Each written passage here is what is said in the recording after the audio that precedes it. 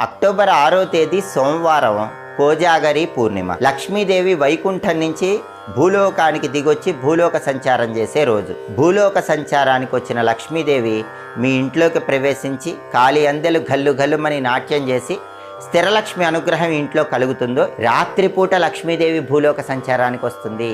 కాబట్టి చీకటి పడ్డాక అందరూ ఒక ప్రత్యేకమైన లక్ష్మీ పూజ చేయాలి. ఆ పూజ ఎలా చేయాలంటే, మీ ఇంట్లో పూజ గదిలో ఖచ్చితంగా ఉండాల్సిన లక్ష్మీదేవి ఫోటో, ఏనుగులు తొండంతో నీళ్లు తీసుకుని అభిషేకిస్తున్న గజలక్ష్మీదేవి ఫోటో కానీ, కుడి చేత్తో బంగారు నాణ్యాలు వర్షిస్తున్నటువంటి ధనలక్ష్మీదేవి ఫోటో కానీ ఉండాలి. ఆ ఫోటోకి చక్కగా గంధం బొట్లు, కుంకుమ బొట్లు అలంకరణ చేసుకొని ఆ ఫోటో దగ్గర తామర ఒత్తులతో దీపం పెట్టండి. ప్రమిదలో ఆవు నెయ్యి కానీ నువ్వుల నూనె కానీ పోసి తామర ఒత్తులు వేసి దీపం పెట్టండి. తామర ఒత్తులు లేకపోతే జిల్లేడు ఒత్తులతో దీపం పెట్టండి. అవి కూడా లేకపోతే పత్తితో చేసిన ఒత్తులతో దీపం పెట్టండి. ఆ తర్వాత లక్ష్మీదేవిని తెల్ల పుష్పాలతో